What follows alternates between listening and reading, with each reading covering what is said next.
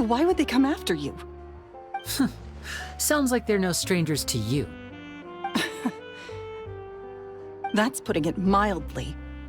I know them all too well, and I hate them with every fiber of my being. It's been 10 long years, and still every time I try to look into Caesar's death, they show up and warn me not to do anything stupid. How do I know I can trust you? Do you really think you can get to the bottom of it all? And why are you doing this? I'm afraid I can't reveal all the details just yet, but I can promise you this. I will expose the Phantom Weasel's true identity. Because you see, this is a personal matter of the utmost importance. I give you my word. Trust me. Okay. How can I help you? I've heard that Caesar used to have a magic workshop where he kept a lot of his personal effects. If possible, I'd like to take a look at them.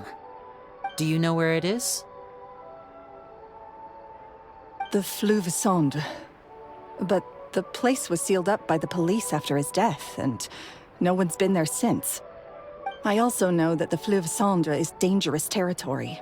Lots of hostile groups lurking around. If you're serious about going there, please be careful. Understood. Lynette, you stay here and take care of Gemma. Don't let her come to harm. Got it. But if I'm staying here, I'm ordering dessert. I mean, bon appetit. But stay sharp, too. They're likely to come for you while I'm away. Okay. Alright. Power saving mode off. I'll start taking this more seriously now.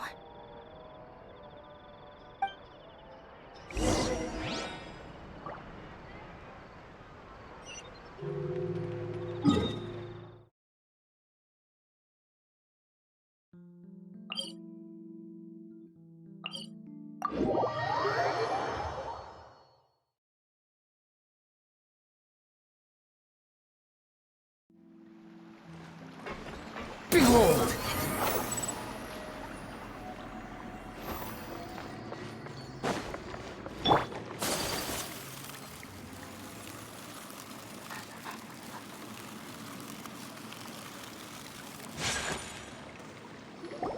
If Gemma gave us the right location, then the workshop should be right nearby. Huh. Looks like these boxes are blocking the entrance. Let's shift them away first. There we go. It should be just down here.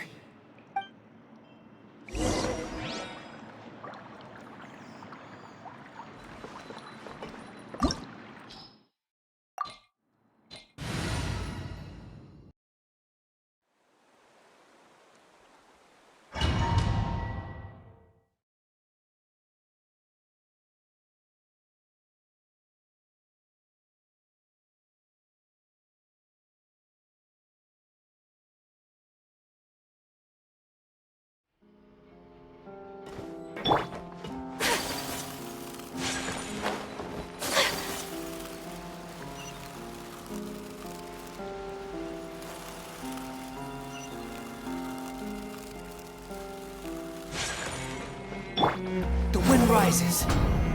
So this was Caesar's workshop. Nothing suspicious here, just normal magic props. Let's head in further. What was that? Oh, is this one of Caesar's gadgets? Guess we must have triggered some sort of device.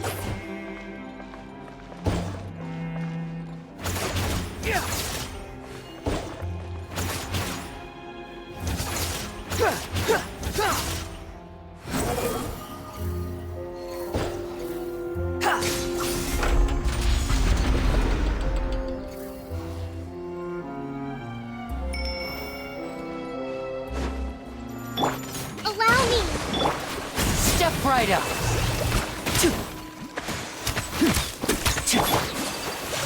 Take flight! Embrace the ice!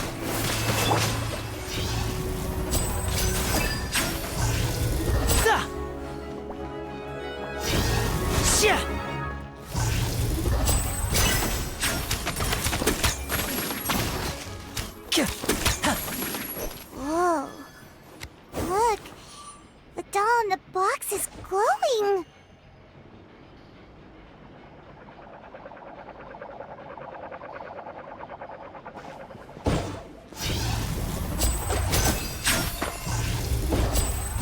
There's something written on the card on this doll. Let's take a closer look.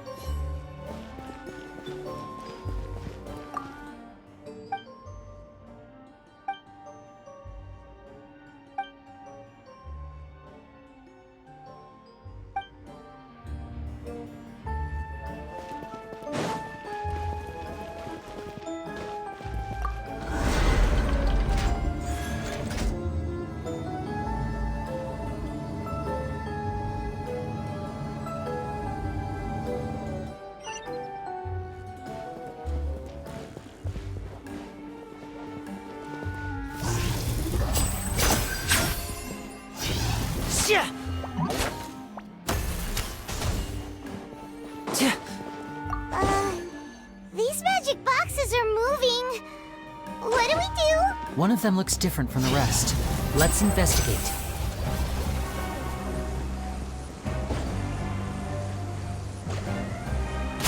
Now disappear!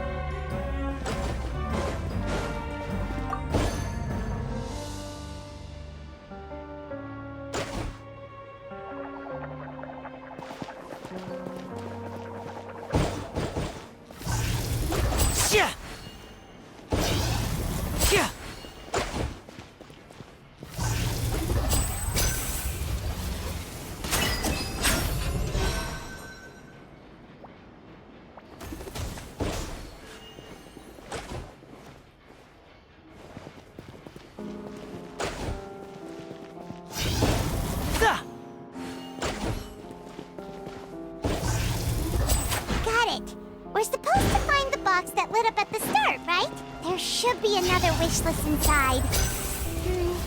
Let's keep trying.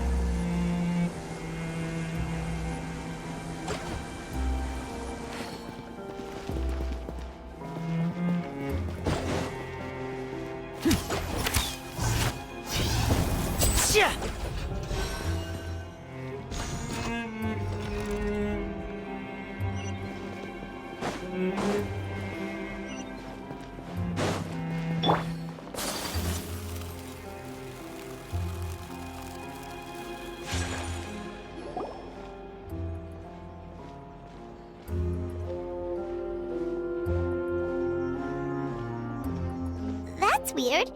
Have we reached the end already? There's nothing here. Maybe this was a wasted trip. This place seems a little too ordinary for a magician's workshop.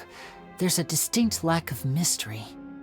We've triggered quite a few devices on the way here. I'm starting to wonder whether Caesar built this whole place as one big, elaborate magic contraption. If so, then there must be more to this place than meets the eye. Maybe a hidden room somewhere. Aha! If I just move this book, then hopefully... and... presto! A secret passageway! How did you know? I'm a magician too, and apparently great minds really do think alike. Looks pretty big inside. Let's head in and take a look around.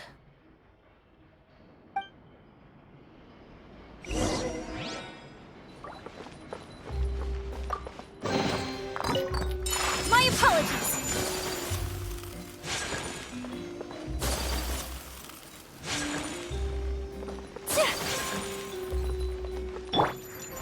Behold!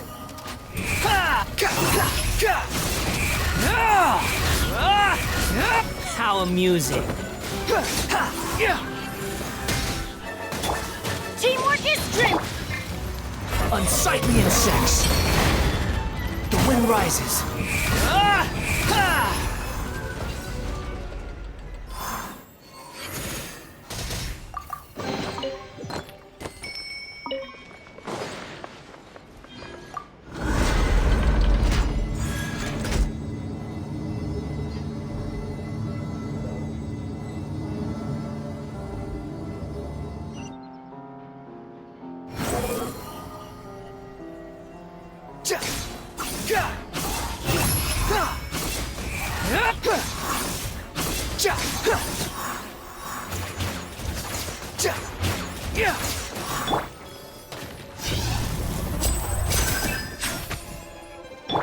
Behold!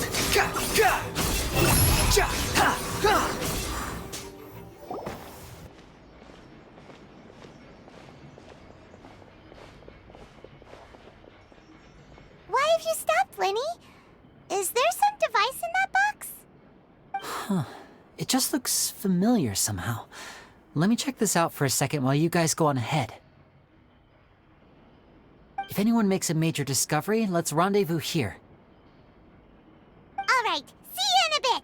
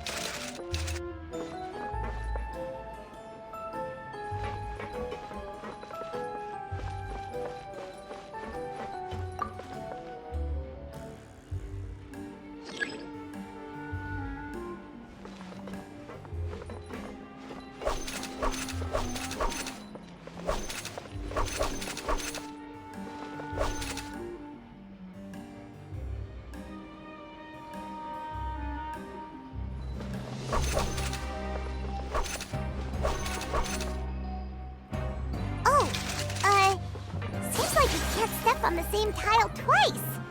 Guess we've got to finish it in one run, huh?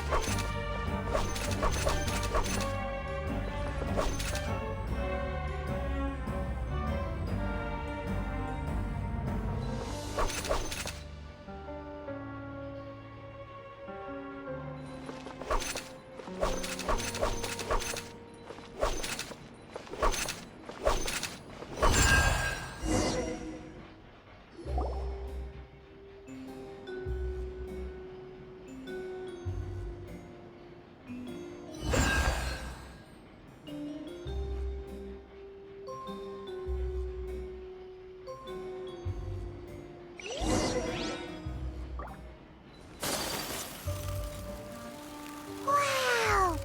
There's a hidden room? This book's thick as a brick! Let's take a peek inside it, shall we? At one of my shows a few days ago, a child asked me how I pulled candy out of my hat. As a joke, I told the kid that the hat has a built-in wish-granting machine. Next thing I know, today a whole bunch of kids were pestering me to pull all sorts of things out of the hat. So I told them another white lie. The machine needs time to power up, but in the meantime, you can write your wishes down. Well, they took me up on that offer, enthusiastically. As I write this, I've only just got back from running around all over town, buying the things they wanted. Boy, are my legs sore. I wound up saving very little this month, but that's not a major issue. I now have a bigger problem. How am I going to hide all these things inside my hat? 2 children came to talk to me after today's show. I don't know why they were out on their own. They looked much too young to be unsupervised. I do hope they got home safely. Anyway, they said that they wanted me to teach them how to do magic. It's not uncommon for children to ask this, of course, but I've never seen any of them as serious about it as these 2. I told them that learning magic is very hard work, but that didn't faze them at all. It's like they already knew. They seemed so committed. I couldn't turn them down. It seems like something's bothering Lorenzo lately, but he won't open up to me about it. Surely he's not upset that I agreed to teach those 2 children. I'll have to talk him around. I have a good feeling about those kids. They're naturally talented, and it seems like they're not new to... They have all sorts of fantastic ideas. All I'm really doing is helping them develop a more professional standard training plan. They wanted to call me Master, but I told them they absolutely mustn't. Any magician worth their salt could have taught them what I have. They're the geniuses here. Compared to them, I don't deserve to be called any sort of master. With time, I have no doubt that they could become far greater magicians than I. My only concern is why they're so mature for their age. I fear they've had to grow up too fast. I don't dare to imagine what they must have been through. Gemma thinks so too. She doesn't like being around them. Says that their eyes are too piercing. They don't bother me, but then again, I've never been the sharpest tool in the shed.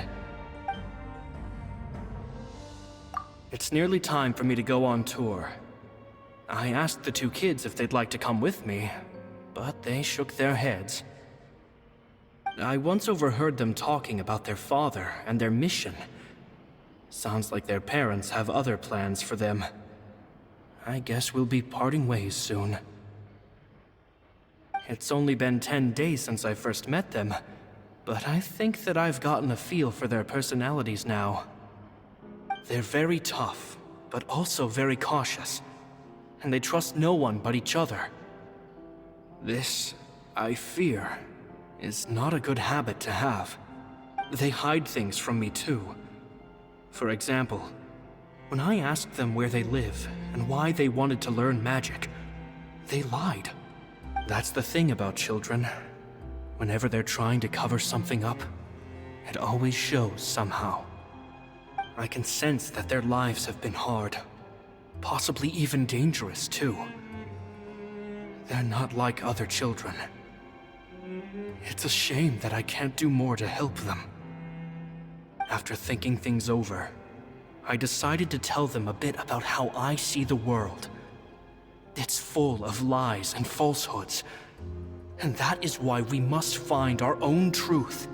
P.S. I hope they won't find my nagging annoying. Children are so opinionated nowadays. Will it do them more harm than good for someone they've only known 10 days to lecture them like that? P.P.S. Maybe I'm overthinking this. Children aren't interested in grand philosophies. It probably just went in one ear and out the other. I bet they've already forgotten every word I said. Oh, Caesar, Caesar. Just mind your own business next time. Two magic geniuses with a father and a mission, huh? Sounds a lot like he was writing about Linny and Lynette, don't you think? So did they meet Caesar when they were kids? Let's go ask Linny!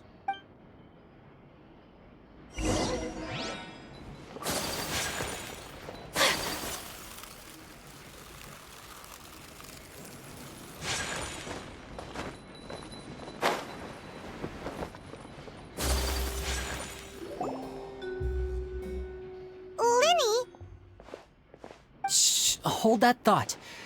As I expected, there's a lot of fishy things going on in this place.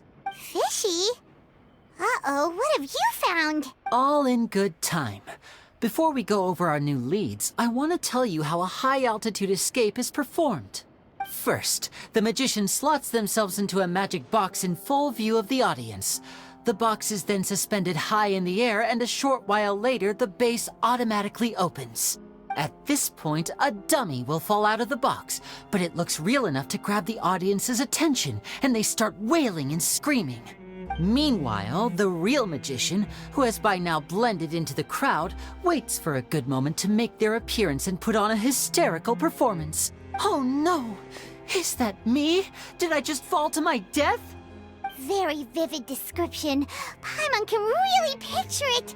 And then... The audience's gaze then turns to the magician, and by the time they realize what's happened, the dummy has vanished, as if everything that just happened was some sort of shared illusion. Of course, that's just how I think the process should work, theoretically speaking. The inventor of this trick never performed it successfully. When the box opened, Caesar was the one who fell out, and not the dummy. He fell right to the ground from the highest point of the opera house. No one could hope to survive that fall. Not without a vision, at least. And no one else has ever attempted this trick since. My understanding of how it works is just based on what I could gather from his notes and the relevant gadgets here in his workshop. So Caesar's famous high-altitude escape has never been done, huh? Paimon was about to say how cool it would have been to see it in person, but if it's that dangerous, it's probably for the best that no one else tries to do it. Wait a second. So if a dummy's supposed to drop out of the box, then where does the real magician go? How does he get out? Glad you asked. That brings us to the secret of said box. This box right here is the one that Caesar constructed himself to use in the performance, and it's not as simple as it looks. Inside, there's a device that only the magician himself would know about. Once the magician's inside and the box is lifted up into the air, the audience's view of the box is fixed at a certain angle. From where they're standing, they have a clear view of the front, sides, and bottom, but the back and the top are now no longer visible. At this point, the magician presses a button inside the box, opening a secret door out of view. He then escapes through this trap door onto the opera house roof, waits for the dummy to fall and distract the audience, and quietly returns to ground level. That's way simpler than Paimon imagined. Even Paimon could probably do it. Well, there's a little more to it than that, of course. The hardest part of this trick is controlling the audience's mood and reactions. That takes an exceptional degree of showmanship. There's the falling dummy, the miraculous reappearance, the pompous performing. Maybe the magician would even have themselves tied up before it begins to strengthen the impression that there's no escape. Many days and nights of careful research and painstaking practice would have gone into this, all culminating in a performance just a few minutes long, but one that still manages to transform the shock and grief of a tragic accident to the joy and laughter of a mesmerizing magic trick. Caesar was a highly accomplished magician, but unfortunately, even he didn't manage to pull it off. So, how did it go so wrong? You said you found some fishy stuff here. Have you figured out what really happened? I can make a pretty good guess. I looked into the case files. The magic box Caesar was using at the time of his death had the secret button I mentioned positioned on the right-hand side. And sure enough, he always used his right hand as his dominant hand in public. Okay. Nothing suspicious. But here's the strange thing. Most of the devices in this workshop have the mechanism on the left-hand side, including this box right here, which leads me to believe that Caesar was in fact left-handed. Because a magician can't afford to have their most basic habits stand out too much. People naturally focus their attention on the most important details of the task or situation at hand. But a magician needs to be able to redirect an audience's attention at will so as to avoid arousing their suspicion. The essence of magic is getting people to believe a lie. If even the truth raises eyebrows, the falsehoods become all the more difficult to mask. And so, Caesar trained himself to use his right hand to align with his audience's expectations. Great magic always requires sacrifices. But in his most stressful and nerve-wracking moments, and when no one was watching, reflex would kick in and he'd use his left hand. That's why he set his gadgets with the mechanism on his left. Exactly. I think that's likely what happened. Caesar would have been under a lot of time pressure during the escape. He'd have had mere seconds to open the hidden compartment, retrieve the dummy, then open the secret door and make a swift escape. But I'm sure he was confident. He would have rehearsed countless times to the point where it was second nature. He'd barely need to think about what he was doing because muscle memory would guide him through. So he opened the compartment, took out the dummy, checked everything was in order, and then went to leave. With his left hand, he reached for the button, and suddenly, his heart skipped a beat. It wasn't there.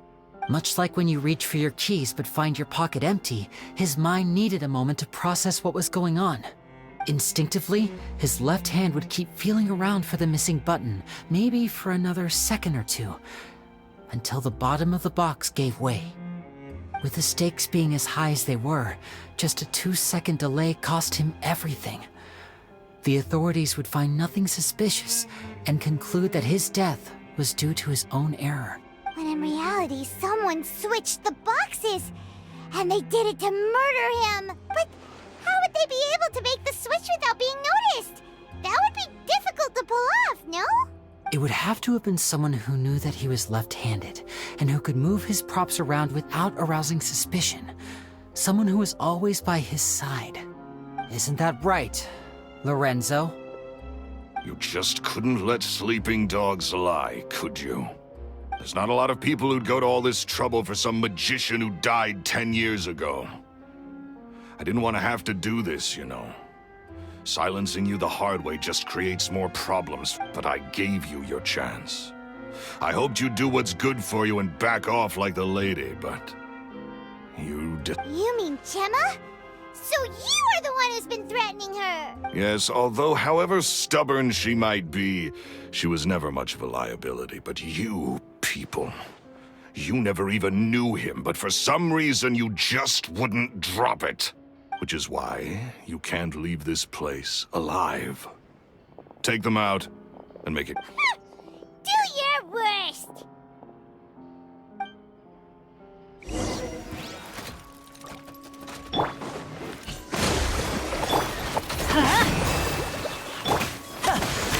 Step right up.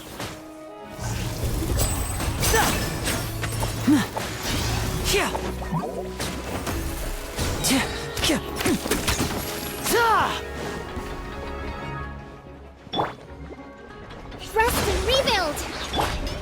I'm going in! Let's get this show on the road! And voila!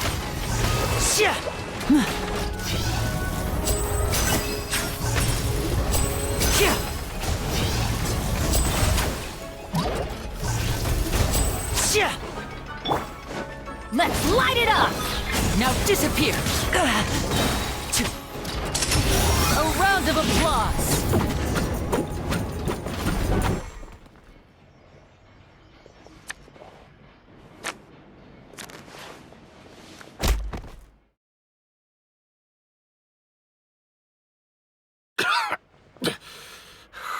You kids are tougher than you look. Had enough yet, Lorenzo? Your cronies can't help you now. I think it's high time you started talking, and what I'd really like to know is, why did you murder Caesar? If I had a mora for every time you said that man's name. Of course you idolized Caesar, everyone else did.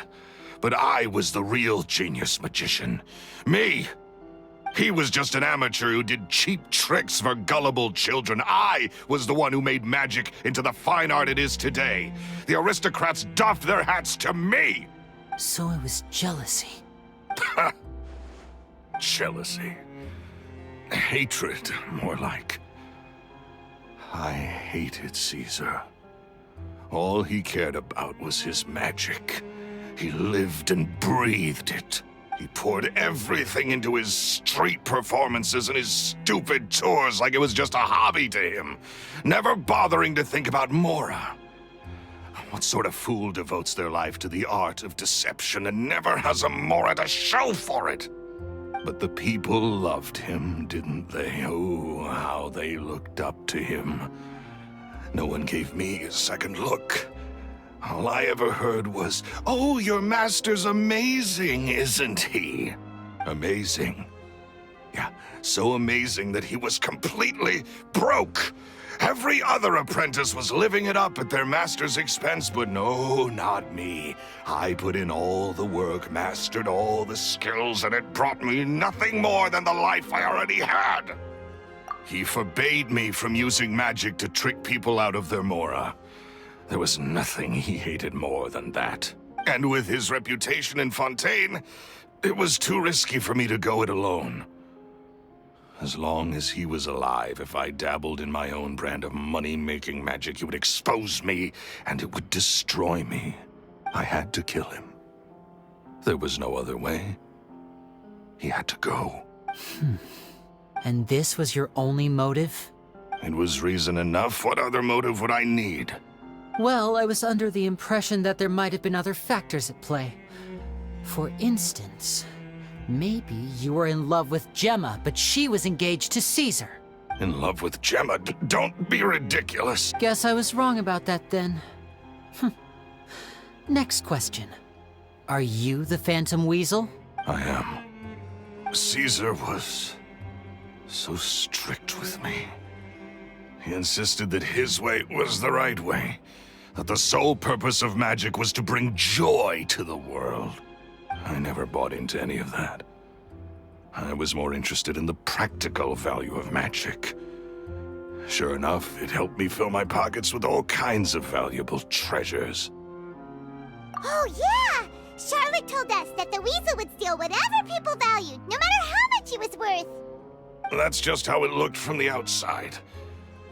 What would any thief want with second-rate loot? I've only ever targeted high-value items. I stole cheap things as a way of practicing my craft. It was other people's overactive imaginations that conjured up the preposterous image they then dubbed the Phantom Weasel. So, that's the story, huh? Well, I hope you're ready to tell it all over again during your trial. What choice do I have? You're a pack of wolves, and you've got me between your jaws. You've seen what's here, and my last-ditch effort to stop it getting out has failed. What else can I do? So be it. I've enjoyed power and wealth for the last 10 years, the likes of which Caesar could never give me. I wouldn't choose for things to end this way, but I regret nothing. Very well. In that case, I'll contact the guards. Traveler, Paimon, keep an eye on Lorenzo for me. I'll meet you just outside the workshop when I'm back.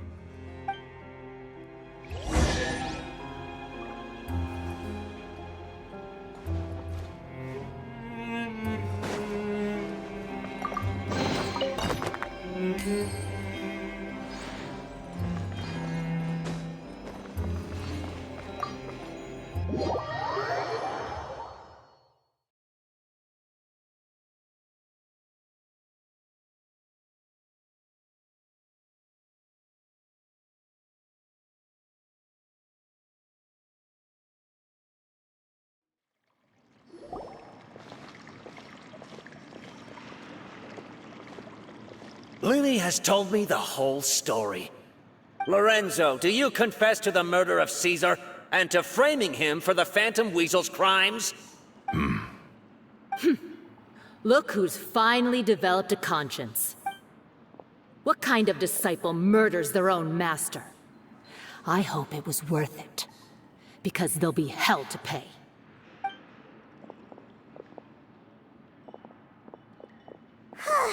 Looks like it's all over.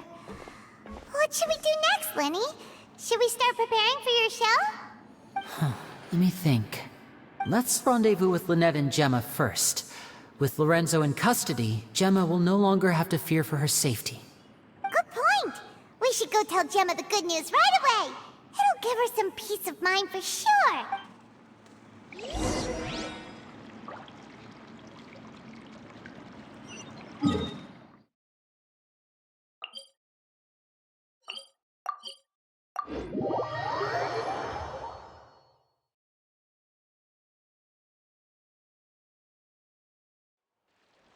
Swollen Fury.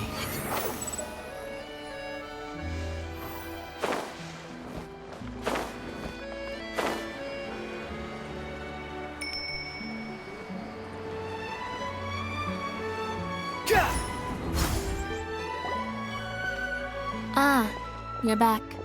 You were so quick. I've only just finished my third dessert. Your third? Lynette, come on, we've talked about this. Everything in moderation. You're not gonna have any room left for dinner now. It's fine. I'll shift to exercise mode and jog off the excess sugar. That's besides the point. Well, it's done now, but try to eat a more balanced diet in the future. Point taken. Did everything go okay? Of course! Lorenzo was no match for us. The guards are taking him into custody as we speak. Gosh, that's amazing. I'm sorry, I still didn't know if I could trust you, but now it seems I can. I had my suspicions about Lorenzo, but I... It's okay, we understand. He did threaten you.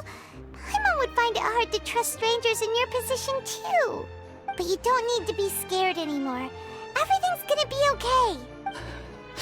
Sorry. My emotions are all over the place right now. I've been waiting for this day to come for so long. I always wanted to report Lorenzo. He took all of Caesar's property, which I found suspicious. But I had people... I was so afraid. I was scared he'd do something terrible to me. And then no one would be left to visit Caesar's grave. So I never had the courage to speak out. Thank you all. Truly. Thank you so much.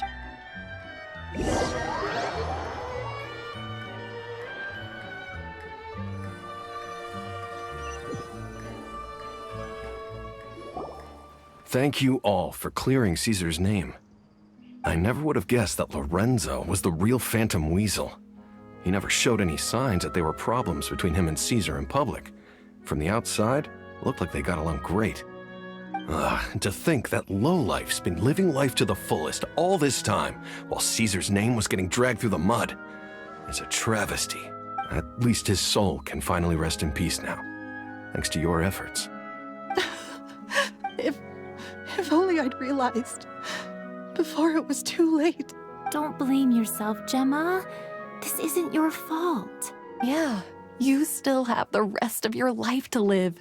Caesar wouldn't want to see you spending it feeling guilty. Cheer up, Gemma.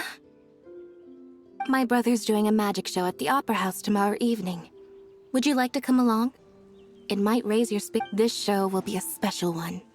We're holding it in Caesar's honor. In Caesar's honor? Thank you. Great. We'll see you tomorrow evening. Traveler, Paimon. Don't worry, we'll be there. No way are we gonna miss out on a free magic show. Wait, Paimon feels like we're forgetting something. Oh yeah, Caesar's diary! We never found out if the two kids Caesar taught magic to were Linny and Lynette or not.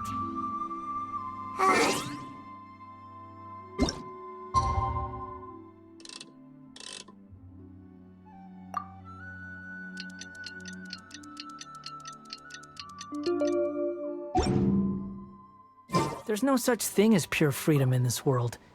Even the wind cannot blow on forever.